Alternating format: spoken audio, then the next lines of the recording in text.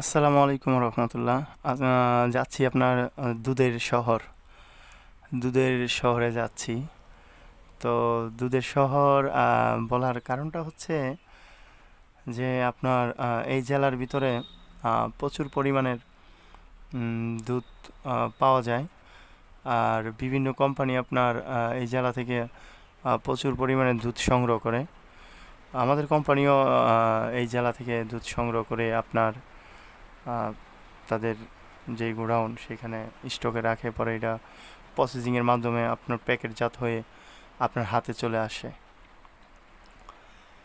কারণটা হচ্ছে কি, এই জেলার দুধের কথা কেন বললাম, সেটা হচ্ছে আমার চোখে যতটুকুই পড়ে আমি দেখছি এই জেলায় প্রতিটি বাড়িতে একটি করে গরু পাওয়া যাবে।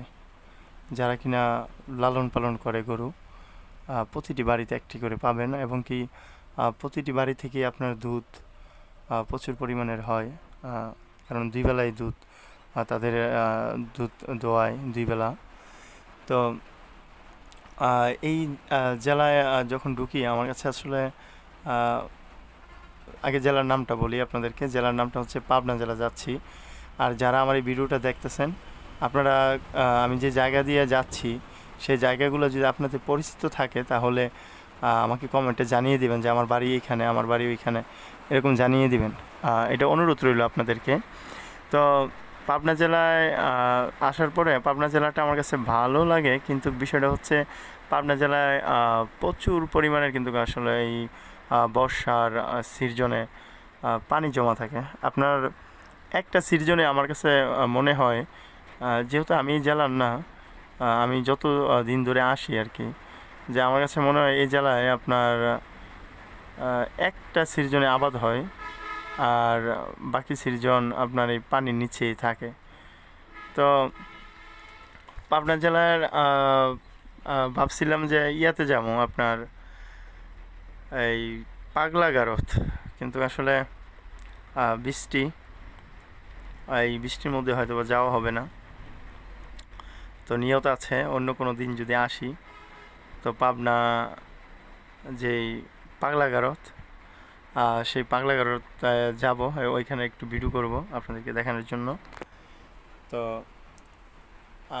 আপনারা যেই বাজারগুলোতে যাচ্ছি হয়তোবা কারো প্রাণের শহর হতে পারে, কারো নিজের কারো বাড়ি হতে পারে এইখানে। যাদের বাড়ি এইসব বাজারের আশেপাশে, যদি এরকম কেউ ভিডিও দেখেন আমাকে কমেন্টে জানাবেন। আসলে সবাই সবার শহরকে প্রচুর পরিমাণে ভালোবাসি। আমি আমি চাই না যে আমার শহরের বিষয়ে কেউ খারাপ বলুক, বা আপনিও চান না যে আপনার শহরের বিষয়ে কেউ খারাপ বলুক। তাই আমি প্রতিটি শহরই ভালো, প্রতিটি শহরেই আপনার ভালো মন্দ খারাপ মানুষ আছে। হয়তোবা কিছু শহর একটু বেশি, কিছু শহর একটু কম।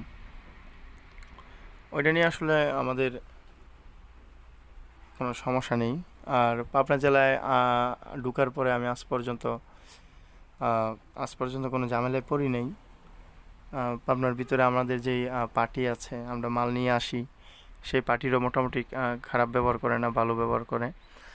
আবার কিছু কিছু জেলায় আছে যারা কিনা আপনার ছোট্ট দোকানদার কিন্তু মাল কিনছে, কিন্তু তাদের ব্যবহার এরকম খারাপ হয়, মনে হয় যে সে আমাকে সহ কিনছে। মাল তো কিনছে ঠিক আছে, কিন্তু আমাকেও কিনছে, এরকম একটা ব্যবহার করে। আসলে আমার কাছে মনে হয় যে কিছু কিছু মানুষ আছে যারা কিনা আম, ছোট থাকতে বড়, ছোট যখন থাকে তখন বড় হয়, ওইগুলো মানুষই আমার কাছে মনে হয় একটু খারাপ ব্যবহার বেশি করে।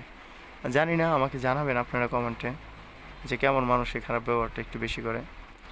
তো এটা আমার কাছে মনে হয়েছে আর কি। কারণ এই পর্যন্ত আমি যতদিন দেখছি, যত জায়গায় গেছি, যাদেরকে আগে আমি ছোট্ট ছোট দোকানদার দেখতাম, আমি তো প্রচুর প্রায় আজকে 10-12 বছর 15 বছর ধরে ডেলিভারিতে আছি। তো যেই দোকানদারগুলো আগে দেখতাম ছোট্ট দোকানদার, সেই দোকানদারগুলো যখন বড় হয়ে গেছে, এখন মাল নিলে আপনার ঘন্টার পর ঘন্টা বসায় রাখে, মাল রিসিভ করে না। আর একটা সময় কিন্তু মালের জন্য পাগল হয়ে থাকতো। তো তারপরে আবার ব্যবহারও খারাপ করে, অনেক কষ্ট লাগে।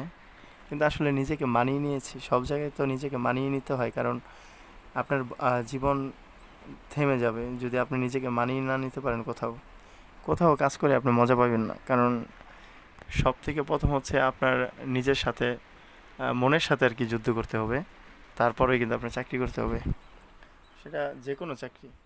ভালো থাকবেন সবাই, আসসালামু আলাইকুম।